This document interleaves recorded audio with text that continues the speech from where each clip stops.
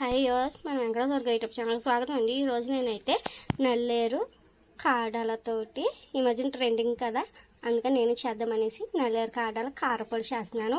దానికి కొంచెం బాండీ పెట్టేసుకుని ఆయిల్ 2 స్పూన్స్ ఆయిల్ వేసుకుని నల్లేరు కాడలు ఏవైతే ఉన్నాయో అవి ఫ్రై చేసుకోవాలండి.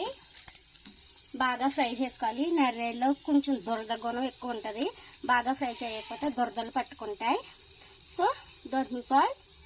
ఇది ఫ్రెండ్స్ గ్రీన్ కలర్ నుంచి బాగా వేగాలి, బ్రౌన్ కలర్ వచ్చేదాకా వేసుకోవాలి మనం ఆయిల్లో.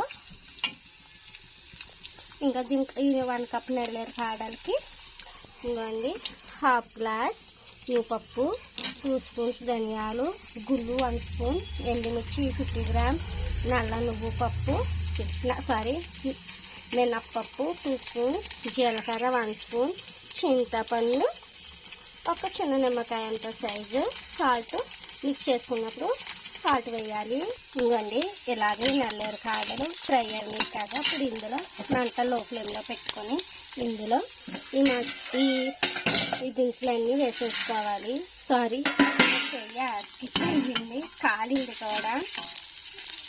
బాగా ఫ్రై చేసుకోవాలి. ఇంకోండి అలాగే చిటికెడు పసుపు, అలాగే ఒక పెద్ద వెల్లుల్లి చితకొట్టి వేసుకోవాలి. బాగా ఫ్రై అవుతుంది. మంట హైలో పెట్టుకుని ఫ్రై చేయాలండి. ఫ్రై అయ్యేదాకా ఒక 5-10 మినిట్స్ ఫ్రై అవ్వాలి అంతే. ఇంకండి ఇలా ఫ్రై అయ్యాక నువ్వులు వేసుకుని ఒక 3 మినిట్స్ ఫ్రై చేసుకుని స్టవ్ ఆఫ్ చేసుకుందాం. చల్లారాక మిక్సీ పట్టు. ఇంకండి చూసారా, ఈ నల్లేరు కాడల కారపొడికి అన్నీ ఫ్రై చేసుకున్నాం కదా. ఫ్రై చేసుకున్నాక ఒక 5 మినిట్స్ చల్లారాలి. అప్పుడు సాల్ట్ వేసుకుని మిక్సీ పట్టేస్తాను.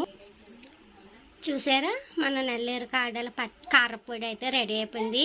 మళ్ళీ నెక్స్ట్ వీడియోలో నల్లేరు కాడలతో పచ్చడి ఎలా తయారు చేయాలో అది ఈజీ మెథడ్లో నేను చూపించేస్తాను.